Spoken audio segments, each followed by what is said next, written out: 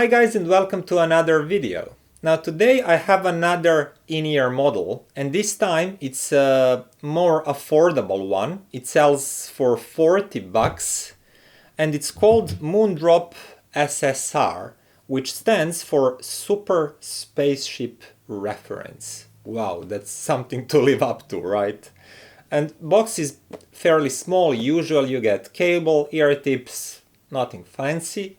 You cannot expect nothing fancy for that price, really. It has cute girl on the box, that's good, and a measurement of frequency response on the back, but we'll talk about that a little bit later. So a little bit about in-ears themselves. Okay, let's start with the cable first. It looks nice. For the price I'm quite happy. It's a little bit tangly, but not too much really, because as you can see it's twisted inside, but it's actually coated.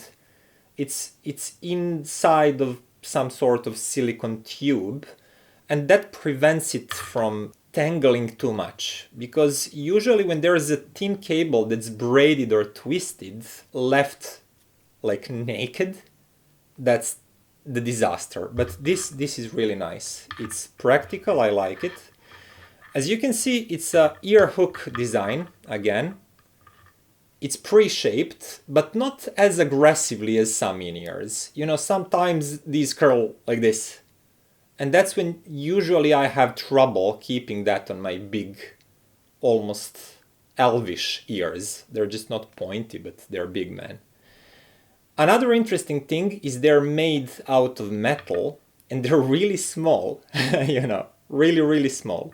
But the length of this one is decent enough for me. It's good enough that when I put just normal sized ear tip, I can fit these securely into my ear. I'm not sure for all of you, will it be a good fit? That's just something you have to try personally. But for the price, I really like the build quality. I like the feel of the cable. They look really nice. They use dynamic driver too. And I tested them with several different DAC dongles, but I mostly use Earman Sparrow myself. And yeah, you've already noticed this is the same setting as with my last in-ear review because I'm filming this on the same day. Okay, so let's move to their sound quality. And the first thing I got from this is I listened to a few songs and realized, wow, these sound very snappy, very fast, precise, but edgy, very edgy. And there's definitely a lack, some depletion at least, but to my ear it's quite noticeable, depletion of lower regions like bass, upper bass, even lower mid-range. So if I listen to vocals, they don't sound full, there's not much body, but they have a lot of details, a lot of huskiness. When it comes to bass notes, you hear them, they're fast, they're precise, but they're definitely lower in level than I would like. So I never feel, even with songs that I know to be bassier and warmer, I never feel bassy and warm sound from these.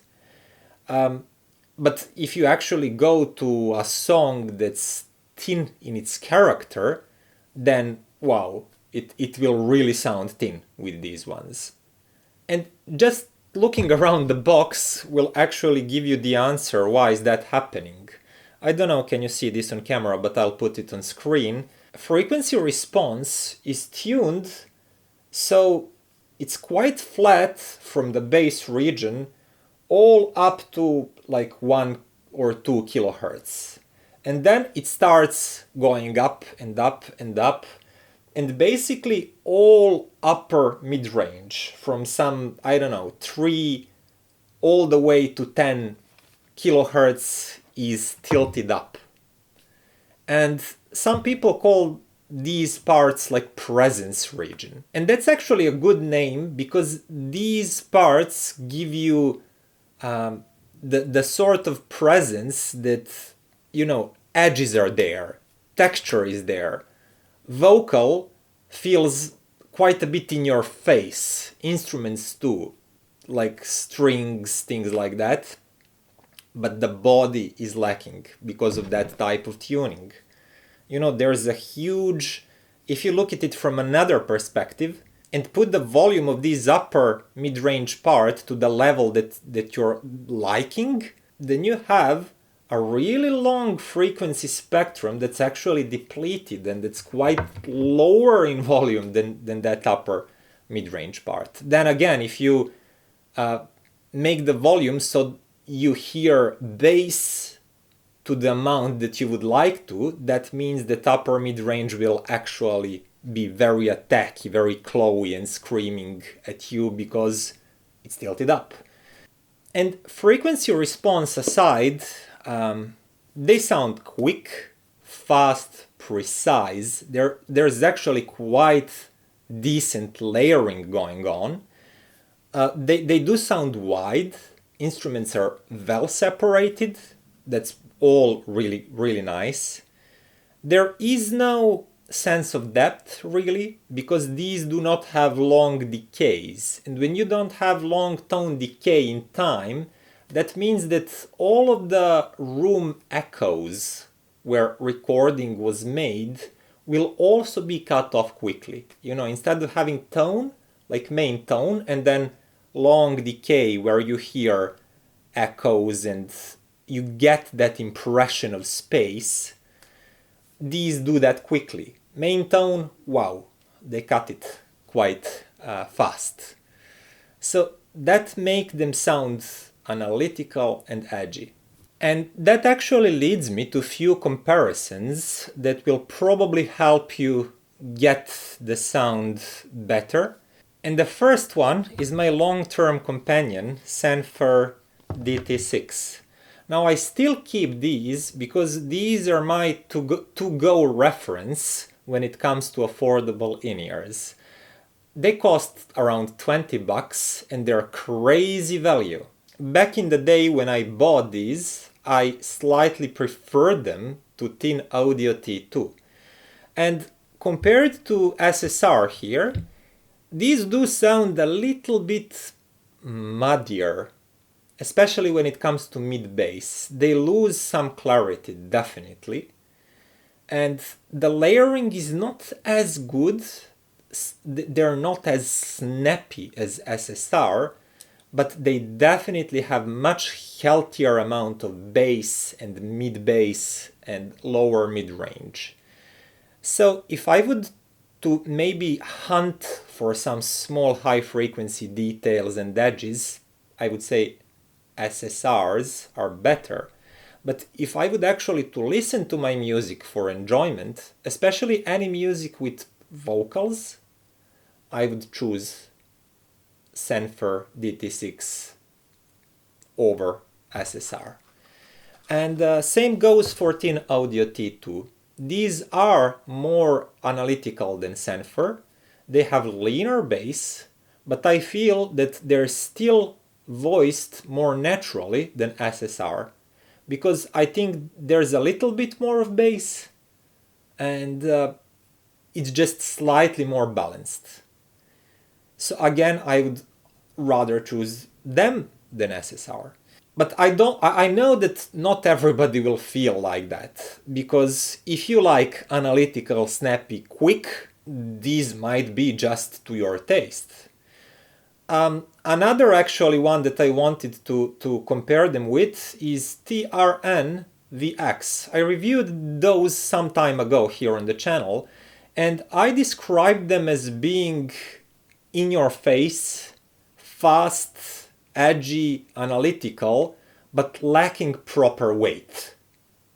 And it's very similar description actually, and I compared them. I said if those were an animal, they would be a predator because they have that clawy character, they're exciting and edgy, but they don't have mass.